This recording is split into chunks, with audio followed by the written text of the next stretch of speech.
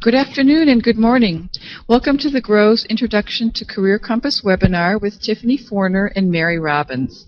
My name is Tomi Nagai Rota. I'm a senior consultant with the Grove, and I'll be your moderator today. Now I'd like to introduce Tiffany Forner, Art Director of the Grove Consultants International, and Mary Robbins, Career Counselor of Menlo College. Hi, this is Tiffany Forner of the Grove. I'm the Art Director here. I've been here for 11 years, and I've worked on many projects here at the Grove, those story maps for clients, and many product development projects.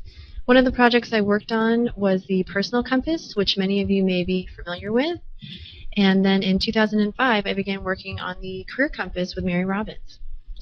Thank you. I'm Mary Robbins, and I'm the Director of Career Services at Menlo College. I have a Master's in Career Development from JFK University, and I first became aware of visual language and the Grove through ASTV many, many years ago. And I really saw that there was an opportunity to take their team and strategic planning down into the personal level.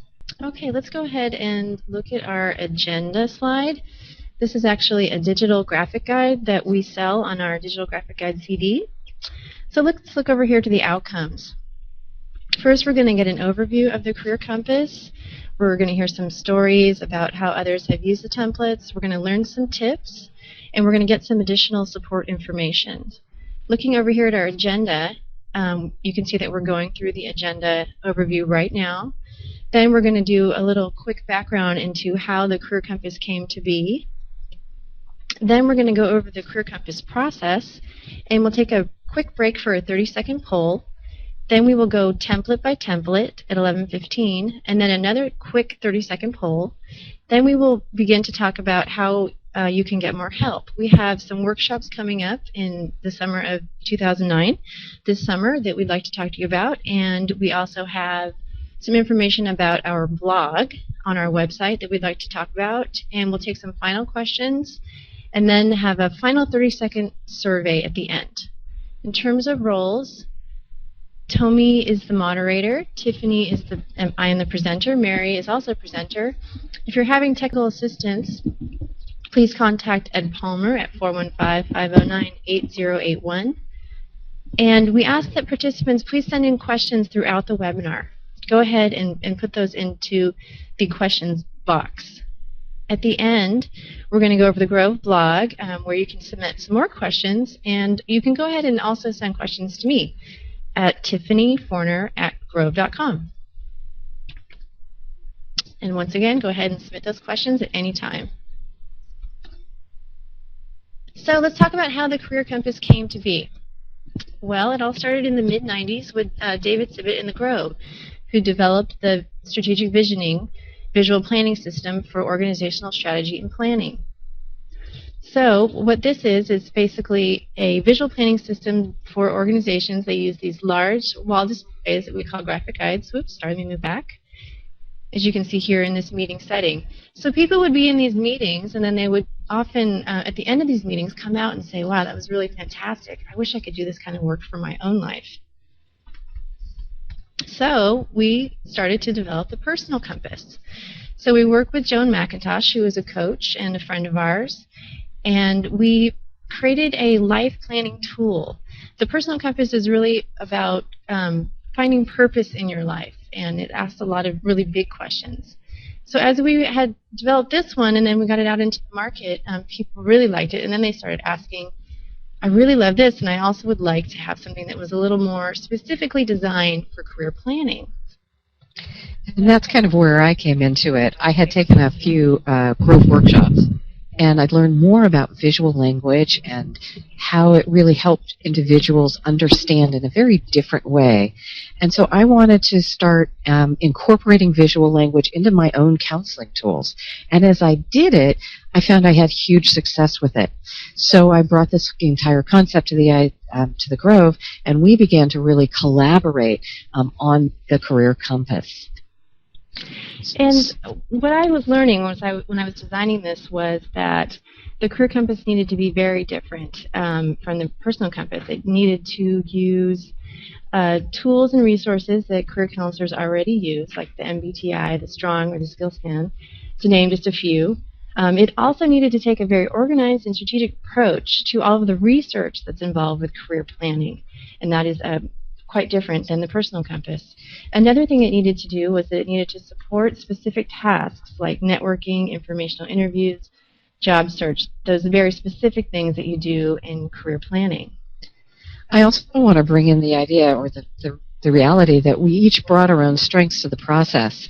So I brought in my knowledge of career counseling, the processes and the resources, and Tiffany brought her knowledge of visual language and metaphor. And that was really, really important to the complete design of the process. So we began collaborating with Mary Robbins, and we started designing. And so these are some very initial sketches that you can see. As Mary was telling me some of the things that she would do with her counselees, and I would start sketching some ideas for some templates. And so we actually developed maybe 30 of these sketches as we started planning what the process was going to be. This next slide is a very early sketch for the process design. And this looks rather complicated, as you can see, but we actually ended up sort of coming in close to where this is. What we wanted was a process where people would start opening up, and then they would be learn to then narrow down and choose a career path and plan. So we kept designing and writing and testing. We used a number of testers. We used other career counselors and coaches, which we want to thank for their help. So you can see here that this is just one template in all of the different versions that it can go through. So we actually, I think, did more than 5 versions of the WORKLIFE wheel template, and we got some really wonderful feedback that we incorporated into each template. So now we're going to talk about the entire Career Compass process overview and sort of the flow of how your templates are set up in your workbook, and you want to use them either as an individual, a career counselor, a coach, an educator. We've also built in a lot of flexibility in the system so that you may only use 1 or 2 of them, you may use all of them, and there's some you can use in different ways, and I'll tell you a little bit more about each of those as we go along. We start off on the left-hand side with the setting out. That's sort of an intake. That is saying, why do you want to do career counseling to begin with? We move into assessment. That's doing things like the history map, preferences possibility. This is the one template where you will really probably need to do work with a career counselor if you're working on your own, or you're going to have to set aside some time if you're a counselor or coach to use those assessments that you want to do. But I'll tell you more about that on our WORKLIFE wheel. Moving then into the research. So you know who you are, now you need to do some research. And the following in 8 and 9 is making that decision and then actually taking action. And that's really, really key. Tiffany's going to mention a little something about the pull-through, too, because that was really part of the entire design process. Yeah, so what we wanted to do, similar to our other visual planning systems, was create a system where you're pulling information through. So, for example, you're pulling history information down into your preferences and possibilities, and then you're taking that information down into WORKLIFE wheel. We also wanted a lot of cross-referencing. So, for instance, when you're working on your action plan, we wanted people to be looking at information they were putting in here and sort of their must-haves and nice-to-haves, and looking back at their first template and seeing what they put in here for their primary and secondary outcomes as a way to compare. Okay, so we are now doing setting out, and this is the first template in the series. This really is meant to function sort of as an overview or an intake. If you're doing this on your own, it's a great way for you to really understand why are you doing this right now. It's going to get your first impressions about where you are in your career, where you want to be, and it starts you thinking about the challenges that you might face and support that's available to you. It's also a great way to really get commitment, and you'll see that as we move on to our next slide, which is the example or the sample that we have for you. In the sample, you see we start out on the left-hand side. Why do you want to go through this process, and why now? It's a great question. This is a template that if you're a career counselor or coach, you could actually fill in for them. An individual can do it, or you can have the client do it. Sometimes getting them writing is actually key to this. On the right-hand side, you'll see there's a primary outcome. I need to get a new job. And sort of what your secondary outcomes. I want to try some new things, and opening that up a bit. In the center section, you'll see that how am I going to commit to that process? Again, this is one of the great things about this whole tool is we ask for commitment throughout the entire process. And then there's a time frame. For some people, maybe it's I've got 6 months to make this decision. Other people may have gotten laid off and I need to get a job in another week or two. Not sure if we can make that happen, but that's okay. We can talk about that through the process.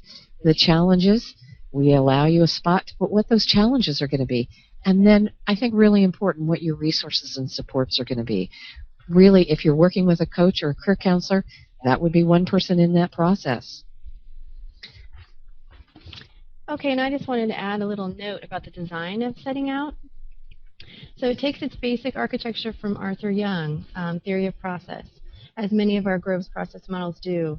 So over in the left-hand upper side, this is an orientation area, and as people move through this, they're actually going down into commitment, and then they're moving up on the right as they fulfill the process. This is just one of those little process design things I thought people might be interested in. Now we're going to move on to the history map. And the history map is really fun. If you've worked with some other Grove products, you may have seen something similar for organizations. We've brought it down into the individual place. So here's a great opportunity for people to learn from their past. They can see patterns that they may not otherwise have seen apparent. And it helps them gain insight about what they've enjoyed doing and maybe what they don't want to repeat in the past. The other thing about this is that it's a great way, we have streams of information, and it's a great way for people to not do something static. In a lot of situations, in some of the books I've seen or whatever, you'll just see a static, but this gives you streams of information to put on, so it's much richer.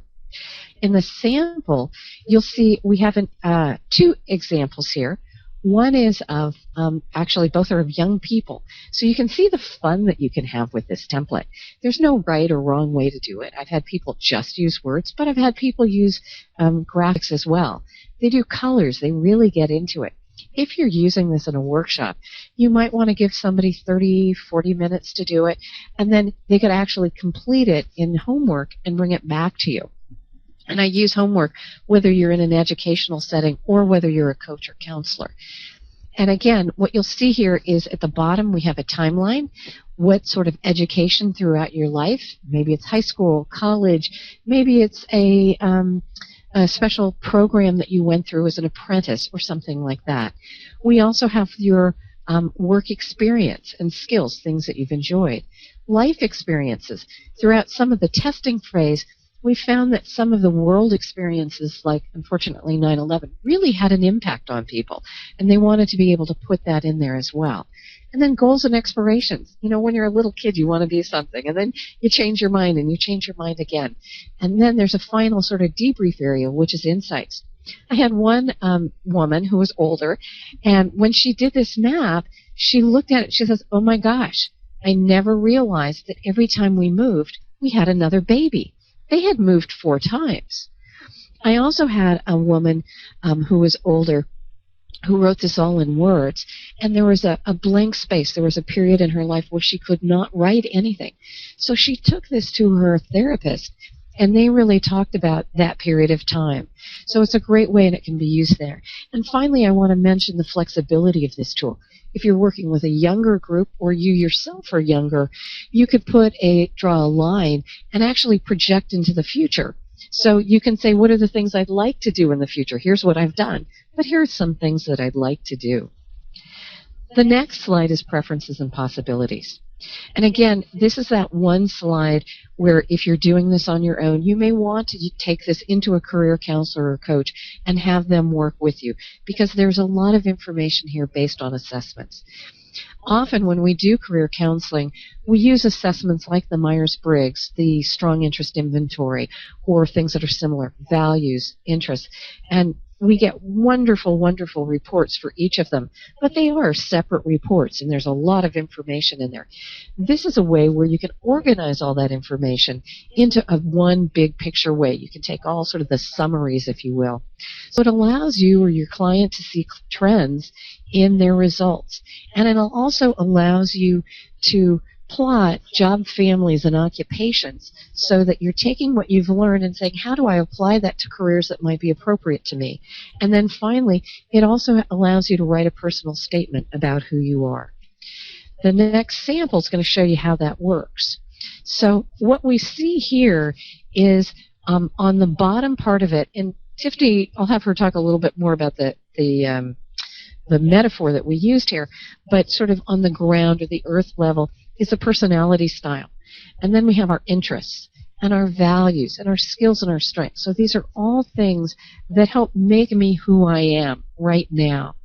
And by the way, we've also provided resources for the common and not so common known assessments that you could use. Some of these are also available online if you're an individual. There's a fee involved, but we've tried to put those in there. Then, knowing who you are, you build your personal statement. You come and get your job family. So what are those big areas that I'm interested in? And then within those big interests, what are the occupations? I'm going to have Tiffany talk a little bit about her experience with this template. So yes, I actually filled this template in using the assessment results that I was getting for myself. And what I started to do, which I think is a very helpful tip, is actually to start color coding some of the themes that you see coming up. So what I started doing, for example, was color coding everything that was yellow that had to do with sort of the social tendency that I was seeing in my information. So people's skills and communications. I started to color code things like art and design in green. You can see that running through here as well. Also problem solving I did in red, and organization in blue. So what this did was really help me to see that, I was getting a lot of similar information from different assessments, and it really helps a person to form their personal statement. The other thing I want to mention was that I was getting information from for job families and occupations that fit people like me through the Myers-Briggs assessment that I did. Okay, let's move on. So I'm going to go ahead and talk about the work-life wheel. And I found this a very interesting template to design. I started looking into work-life balance and doing some research and speaking with Mary. And what I learned was that people have a very emotional response when they talk about work-life balance. And a lot of what I was hearing was balance is just too hard to attain. And so there was just this feeling of sort of angst about balance. And so what I knew I was going to have to do is actually develop a template that was more about setting work-life priorities. And so that's what I did here with the work-life wheel. So what we wanted people to do with this template was to begin by imagining all aspects of their work and life in the future, sort of what they want in all those segments, and then look at those same segments of their life and work and mark down their current satisfaction levels.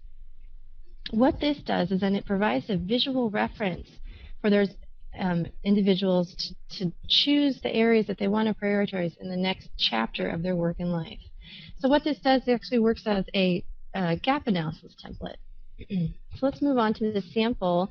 So you can see this is from the perspective of a middle-aged man whose children are in college, and he needs help potentially finding a new job, making more money.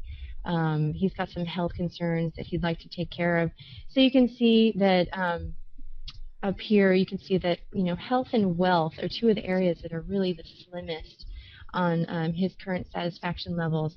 And what he did was then he moved those as two top priorities as he moved forward. And another thing about this template that I really like is that it has this wheel metaphor, which I thought was really a nice idea when you think about sort of moving forward. Originally, if you saw those templates I had first designed, I had teeter-totters, and I had a balance. I had things that really dealt with balance, and I thought it was more important to do something that was really about moving forward and not being so judgmental about balance. Okay, so the next template is the choices and context template. And what I learned from Mary was just about the different levels of research that a person is doing when they're on a career planning quest. So they're going to be doing two different kinds. They're going to be doing secondary research, which is websites and articles and things like that. And they're also going to be doing primary research, which is really talking to people and getting information that way. So this is the first secondary research template. It is for people to compare several occupations. It is also a place where they can consider the new skills or education that they will need for this occupation. And then, and sort of similar to our context map in strategic visioning, to really understand the trends that are going on for that for that occupation. And then this is the first template where we ask people to repeat it multiple times until they really find a fit for what they want to pursue.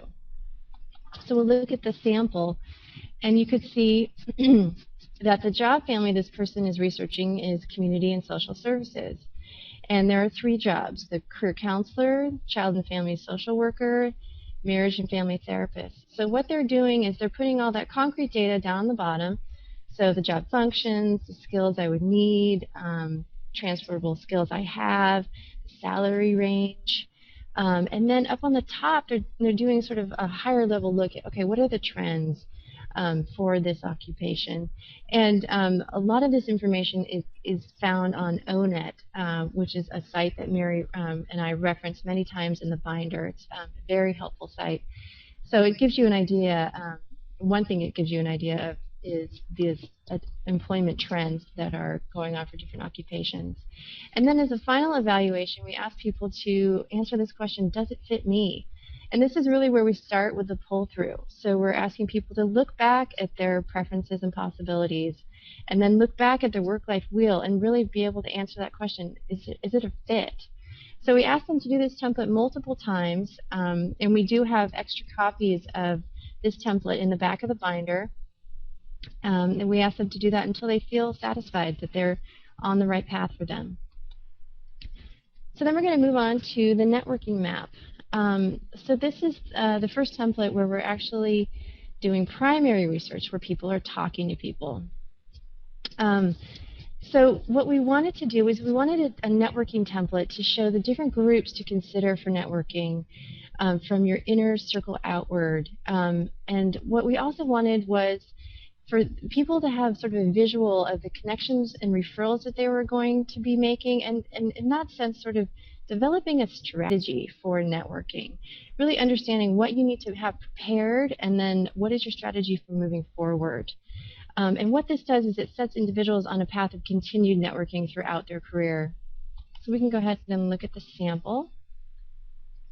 So another great thing I learned from Mary when we were developing this was about how important getting all of these talking points down before you start networking. So having that introductory statement just nailed, having some questions to ask that are important to you and will help you get the right information, and then also, very importantly, having some information to exchange. That was something that I found a big aha in the process, is having an article that you can reference, or have something you can send to somebody, a website or a link to something interesting. I found that to be very valuable. So once they do that, then they're going to be setting some goals down here in the different rings or ripples for networking. So how many people they want to speak to, how many referrals they want to get out of each conversation, and then what are the dates that they want to complete that area by. And then just moving out from the center to the referrals and more referrals, and then drawing lines as they get all of these different names and great context. We wanted to design this also so that it can work with LinkedIn, and also we encourage people to have a separate record-keeping system. This is really for people setting strategy about networking and providing a visual. Another little tip about this template is that it's nice to circle your comfort zone of where you feel comfortable networking, so that or the counselee knows, like, oh, maybe I'm only comfortable with my friends and family, and this is going to be a challenge for me. That's valuable information for a counselor to know. All right, so let's move on. to a day in the life. So now we're going to talk a little bit about a day of the life. And again, this is a tool that really is designed for primary research. It's to get information from an individual doing that type of work that you really want to go further with. You want to say, is that something I want to do? And it might also be in a specific organization. So you might have somebody who is a social worker, and they be in one environment, and you meet another social worker in a totally different environment. It's a totally different set of information you get. So we've done this in a way where, again, we're providing you a visual image of what your individual life would be both in work and outside work. And again, this is another template where we've given you some extra ones so that you could do one for the social worker, you could do one for a counselor, you could do another one for a social worker, so as many different people that you can talk to. And it's a fun template. This is one that you could do in a workshop if you already have the information, but it's probably going to be done on your own as homework. It is a great way of sort of just capturing that information. So we'll go on to the example. This is actually one that Tiffany did herself when she was trying it out. And what she had wanted to do was be a landscape designer. She wants to look at, maybe I want to be a landscape designer. And if I did, I want to talk to somebody at the Sandpiper Landscape. So you can see up on the top, not only the occupation, but the organizational name. On the left-hand side, what time do you wake up and, before you go to work? And so she's kind of found like, this is a designer in Scottsdale, Arizona. What's that culture like being in Arizona, what that's like? What do you do before you go to work? Are you stressed? If you're a commuter and you got to get on a train or you got to get on the subway, those were things that would be on there. She also has a place for the environment. What is the organization environment like? What's the culture like? And I think really important, what's coworker and customer interaction? Do people get along with each other? On the right-hand side, what do you like about your job? What don't you like so much? What are the challenges and anxieties? And in the middle diary part, what are the everyday duties? What are the responsibilities? Do you take a break for a lunch? Sometimes people don't even get a lunch break. Sometimes they socialize. Sometimes they eat at work. These are things that are important to know. What are the skills that you're using? And what is technology that you use on the job? And then finally, what's your work day? All of a sudden, you might find, wow, this person goes to work at 6 o'clock in the morning and leaves at 9 o'clock at night. Maybe this isn't what I want to do. So you're going to find things that you do like, some things that you don't like. And then after work activities. Some organizations, people get together and have a good time, or you just go home and you do your stuff, or maybe you have family and they allow you to leave early if your child has a baseball game or something like that. And then salary and benefits. By the way, we do have informational interview questions as part of the networking template, so you can use those with this template as well. Did you want to talk any more about your experience with this? Well, what I found really interesting was that you can get a lot of information from websites, but what I learned doing this template was that you get a very different kind of information when you're talking to people.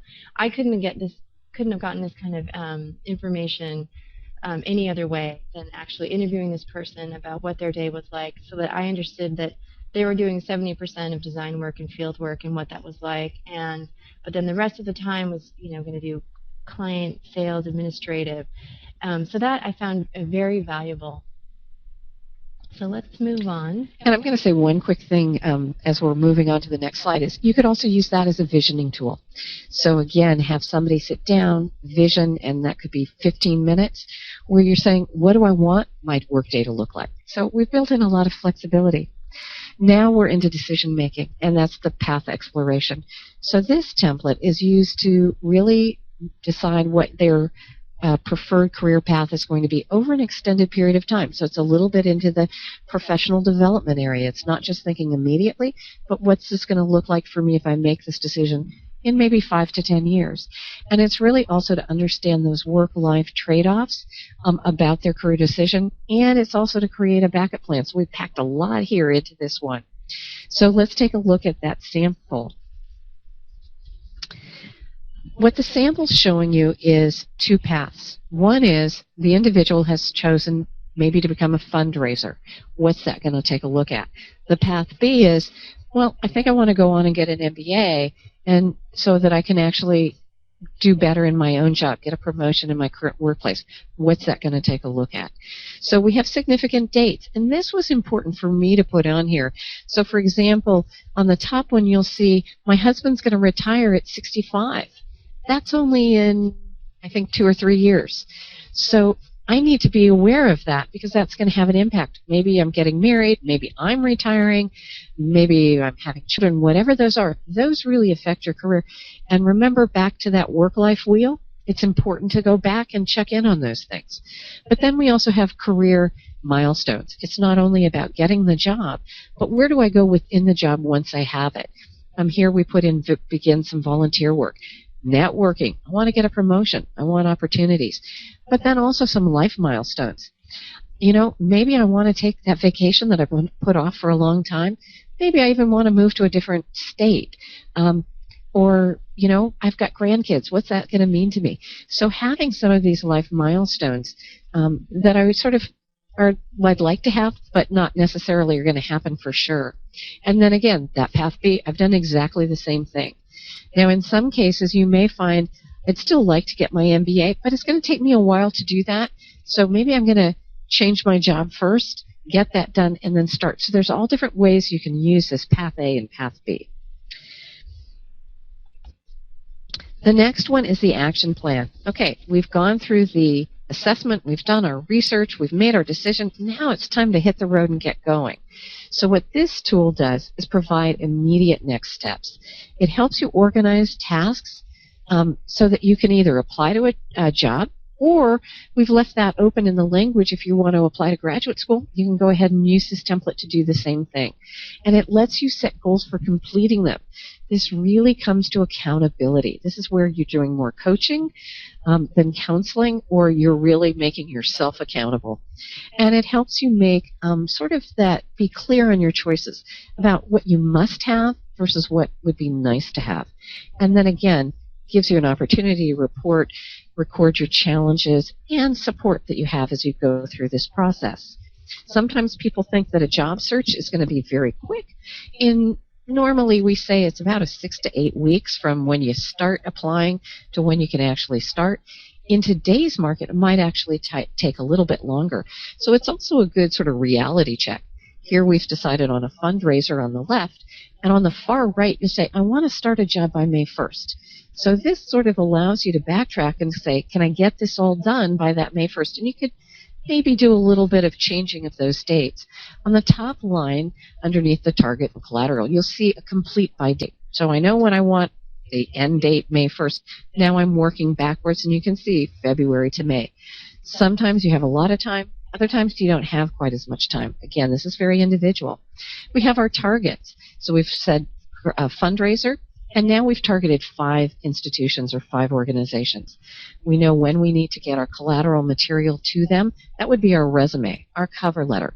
By the way, we haven't included information about resumes and cover letters in the binder because there's a lot of information that's available, but we do have a bibliography at the end.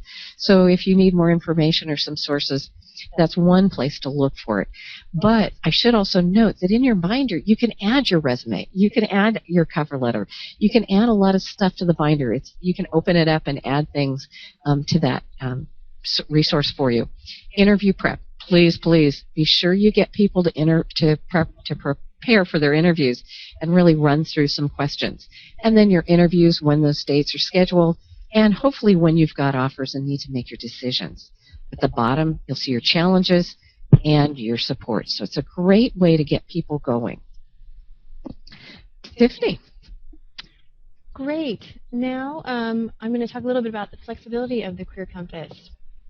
So as we mentioned earlier, we definitely wanted this tool to be developed so that career counselors could use their tools that they're already using and websites that they like, and we basically wanted it to fit in with other processes really well.